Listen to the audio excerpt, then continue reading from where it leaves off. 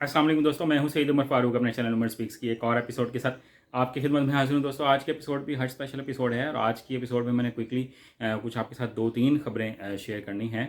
और उसमें दो जो अहम पाबंदियां हैं सऊदी गवर्नमेंट की तरफ से, वो जो इम्पोज़ की गई हैं तमाम आज़मीन हज पर, तो वो ज़रा गौर से सुन लीजिएगा क्योंकि अब आप मेरे ख्याल में सब लोग जाना स्टार्ट हो जाएंगे हज पर।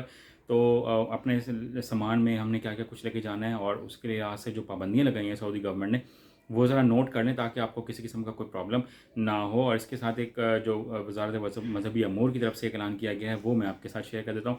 बट वीडियो स्टार्ट करने से पहले आपसे सिर्फ इतनी सी रिक्वेस्ट है कि अगर आप हज और उम्र से रिलेटेड लेटेस्ट इन्फॉर्मेशन से वाकिफ रहना चाहते हैं तो नीचे दिए गए सब्सक्राइब के बटन पे अभी क्लिक कर लें। ये तो दोस्तों बात कर लेते हैं कि कौन कौन सी दो बड़ी ज़बरदस्त और सख्त किस्म की पाबंदियाँ हैं और जो सऊदी गवर्नमेंट ने इम्पोज़ की हैं तमाम आज़मीन हज के लिए। और ये ज़्यादातर इनमें हमारे बांग्लादेश, पाकिस्तान, इंडिया, श्रीलंका, यहाँ के जो आज़मीन हज होंगे, जो यहाँ से जाना चाहते होंगे, उनके लिए ये ज़्यादा सख्ती के साथ ताकीद की गई है कि आप लोगों ने अपने साथ किसी भी किस्म का कोई नशा आवर चीज़, यानी कि बहुत से लोगों ने मुझसे क्वेश्चन पूछा कि क्या हम बात करते हुए अजीब से लगता है कि क्या हम नस्वार लेके जा सकते हैं। मुझे कमेंट सेक्शन में बहुत सारे लोगों ने पूछा। मैंने पहले अवॉइड किया कि पहले ये बात कंफर्म हो जाए सऊदी गवर्नमेंट की तरफ से कि क्या पाबंदी है या नहीं, मैंने इसलिए उसका रिस्पॉन्ड नहीं किया। बट अब उन्होंने क्लियरली मेंशन कर दिया है कि नस्वार अलाउड नहीं है, आप बिल्कुल भी नहीं लेके जा सकते। और वहाँ पर जो कवानीन हैं, जो रूल्स हैं, वो बहुत सख्त हैं। और बात सिर्फ कहने के लिए सख्त नहीं है, बट वो अपने रूल्स को इम्प्लीमेंट भी करते हैं। तो आप लोगों ने इस तरह की कोई भी चीज़ अपने साथ नहीं लेके जानी, स्पेशली नस्वार बिल्कुल नहीं लेके जानी।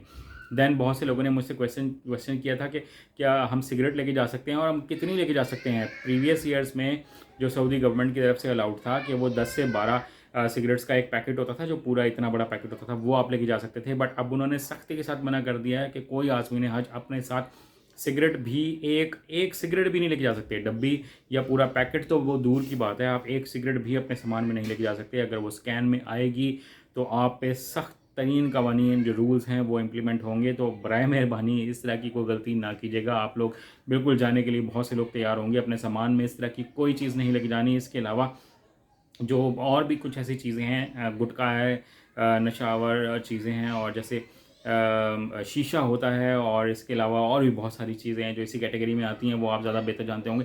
तो इस तरह की कोई चीज़ आपने अपने साथ नहीं लेके जानी है, ठीक है।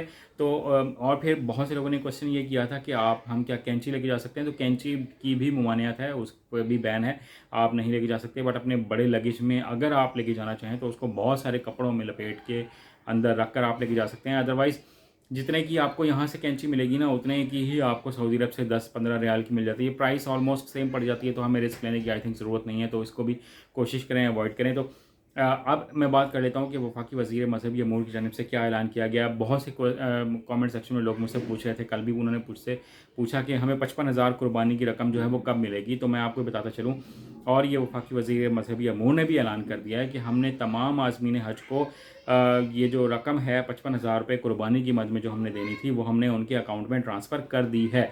अब अगर कुछ लोगों को ये अमाउंट अगर नहीं मिली है तो आप लोग अपने एक तो अकाउंट और अपने बैंक को कंसिस्टेंटली चेक करते रहें। बैंक से कांटेक्ट कीजिएगा कल कि हमें ये अमाउंट अब तक क्यों नहीं मिली है। और अगर फिर भी कोई बात क्लियर ना हो रही हो तो जो वजारत की वेबसाइट है वहाँ पर भी हेल्पलाइन नंबर्स दिए हुए हैं, उनका ईमेल एड्रेस दिया हुआ है, आप उनसे इमीडिएटली फ़ौरन कॉल करें।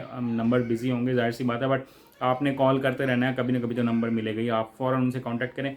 और इसमें कुछ लोग मुझसे पूछ रहे हैं कि क्या मैं हेल्प कर सकता हूँ। मैं इस बारे में हेल्प नहीं कर सकता क्योंकि मैं वजारत का कोई नुमाइंदा भी नहीं हूँ, मैं वहाँ का एम्प्लॉय भी नहीं हूँ, ना मेरा उनके साथ कोई लिंक है। तो मैं इस सिलसिले में तो आपकी माज़रत के साथ कोई हेल्प नहीं कर सकता हूँ। तो आपने खुद से ये काम करना है और हेल्पलाइन पे कॉल करें जिनको अगर पैसे नहीं मिले हैं। तो मज़ीद कोई क्वेश्चन हो तो आप कमेंट सेक्शन में पूछ सकते हैं। चैनल पर अगर नए, चैनल को सब्सक्राइब कर लीजिएगा। अपने घर वालों का बहुत ज़्यादा ख्याल रखिएगा। अल्लाह हाफ़िज़।